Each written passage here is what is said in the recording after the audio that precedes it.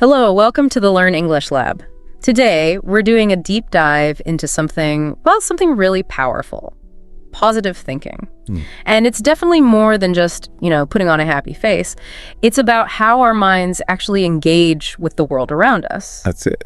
And the real results that can follow. We'll dig into what it really means, the science behind it, and maybe some practical ways you can actually use it. Yeah, absolutely. It's about actively choosing where you direct your attention, isn't it? Yeah. Focusing on the positive, kind of expecting good outcomes, staying optimistic. Even when things are tough. Especially when things are tough. It's really about highlighting what's possible instead of getting stuck on the limitations. Okay.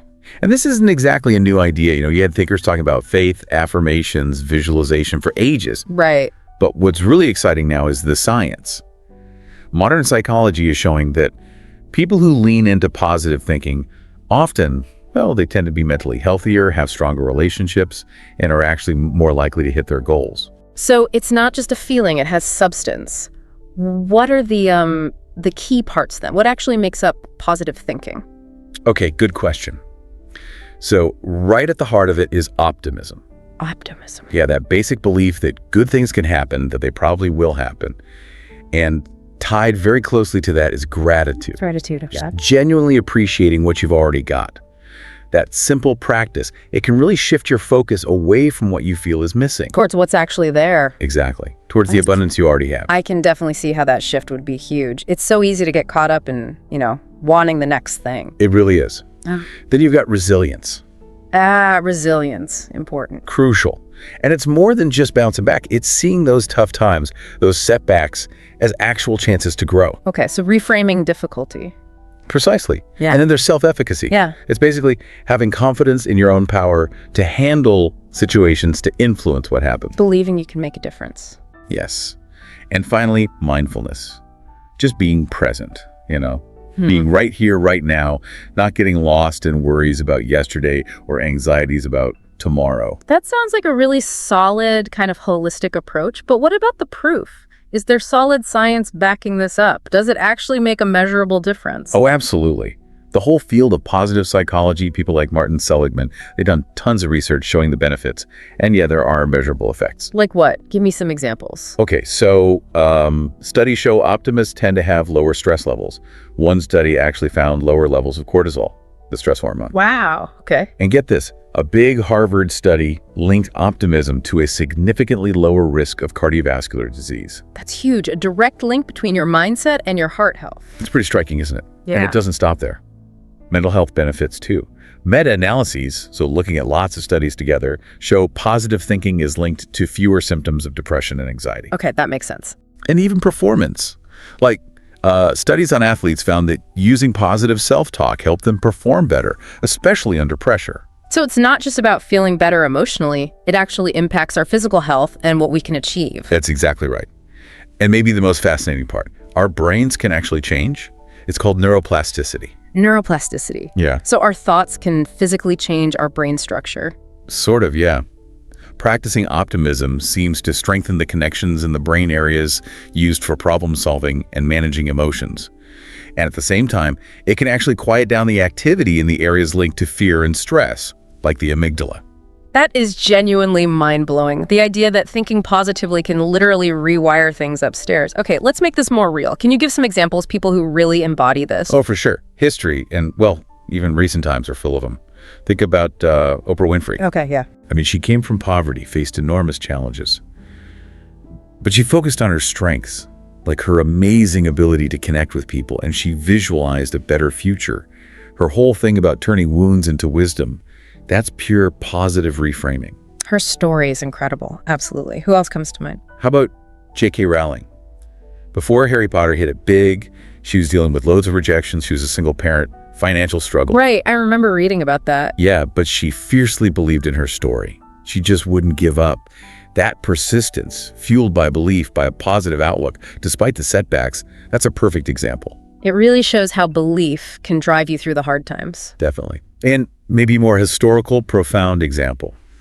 Nelson Mandela, imprisoned for 27 years. Yet he held on to hope, onto a vision for a united South Africa.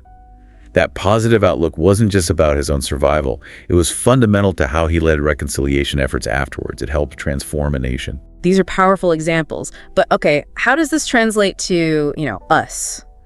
To everyday stuff, the challenges we all face? Great question.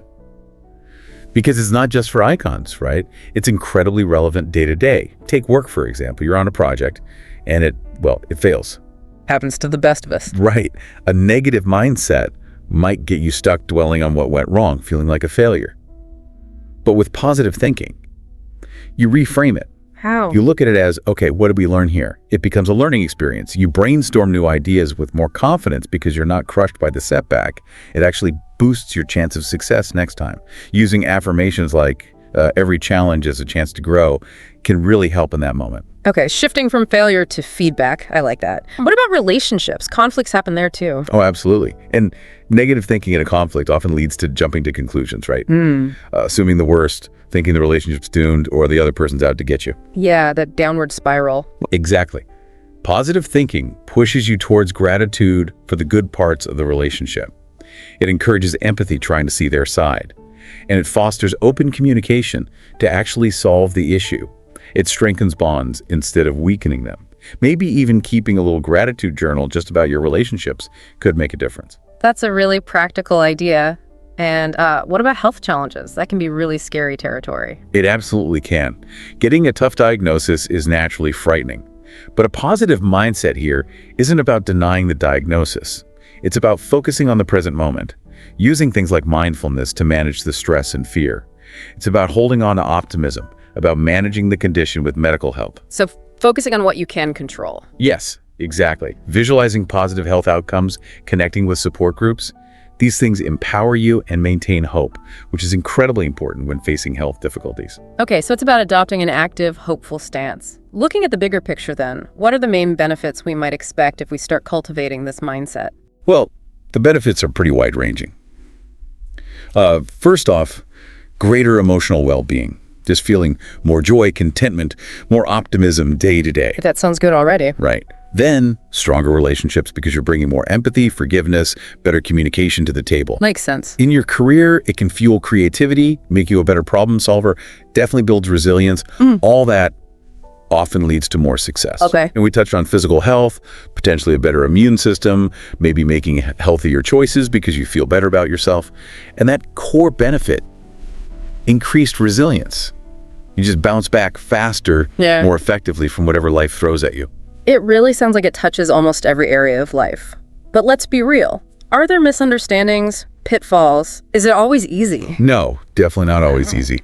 And yeah, there are important nuances. A big one is positive thinking is not about ignoring reality or pretending negative feelings don't exist. Right, that feels important. It is. It's about facing problems constructively. You acknowledge the difficulty, you feel the disappointment, but you also look for the opportunity or the path forward. That's key. It's not about denial. Okay. And another thing, it takes effort, especially when things are really tough. It's not a magic switch. It's a skill you build over time with practice. Like exercising a muscle. Exactly like that. Yeah. And you have to be careful about what some people call toxic positivity. Ah, yes, I've heard that term. Yeah, that's forcing positivity, acting like you shouldn't feel sad or angry, invalidating real emotions, your own or others. That's not helpful.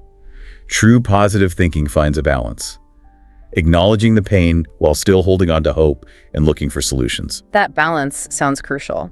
Okay, so if we want to develop this skill, this more positive mindset, how do we actually do it? What are some practical steps? Great question. There are lots of concrete things you can do. One of the most powerful, practice gratitude. Seriously, just jotting down 3 things you're grateful for each day. Studies show it really boosts life satisfaction. 3 things. Seems simple enough. It is. Another one, positive affirmations.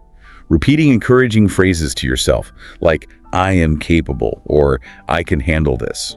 Research suggests this can actually light up the reward centers in your brain. Interesting. So affirmations aren't just fluff. Apparently not. Then there's reframing negative thoughts. This is huge. When a negative thought pops up, challenge it. Is it really true? What's the evidence?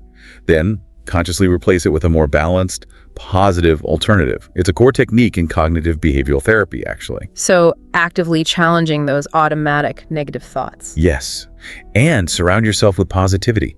Spend time with optimistic people. Yeah. Consume uplifting content, books, music, whatever works for you. Emotions are kind of contagious, That makes a lot of sense. Your environment matters. It really does. Also, mindfulness and meditation. Even just 5 or 10 minutes a day focusing on your breath, on the present moment. It helps cut down on that negative rumination. It improves emotional control. Okay, mindfulness. What else? Setting realistic goals. Break big goals down into tiny, manageable steps and celebrate each small win. Those little successes build momentum and motivation. Small wins, right. That feels achievable. Definitely. Also, doing nice things for others, acts of kindness. It sounds simple, but it's a proven mood booster and can increase your own optimism. And finally, maybe try to limit negative inputs. Less doom-scrolling news, less time with relentlessly negative people if possible. Protecting your mental space, essentially. Pretty much. These are all fantastic tips. How can we weave them into, our daily grind? Make them habits. Good point. Consistency is key.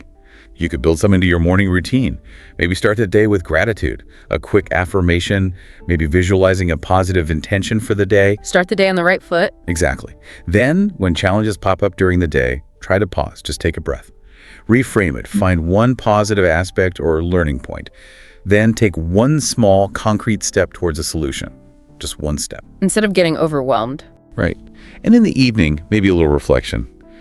Journaling about positive moments, listing things you're grateful for from that specific day. Set a positive intention for tomorrow. Bookending your day with the positivity. Starting and ending with intention. I really like that. What about longer-term strategies? For the long haul, building a strong support system is huge. Positive friends, mentors, maybe supportive groups. Keep learning. Read books on optimism, happiness, resilience.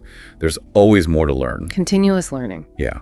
And if negative thinking feels really stuck, really persistent, don't hesitate to seek professional help, like therapy. It can make a massive difference.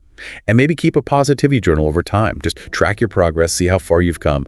That can be really motivating too. It definitely sounds like a journey, an ongoing practice rather than a destination. That's a perfect way to put it. Ultimately, the power of positive thinking is really about changing how you experience life. By actively choosing optimism, by practicing gratitude, by building that resilience muscle, you really can navigate challenges better, build stronger connections, and move more confidently towards what you want in life. It's inspiring when you think back to those examples like Mandela or Rowling, people who faced unbelievable adversity but used this mindset to achieve incredible things. Absolutely. And remember, it doesn't have to be monumental changes overnight. It starts small. Simple practices, gratitude, affirmations. Just start there and notice how shifting your perspective can slowly start to reshape your world. That's a powerful thought to end on, that small shifts can lead to big changes. Thank you for this deep dive. And for everyone listening, if you found this exploration helpful, please do like, share, and subscribe to this YouTube channel for more insights.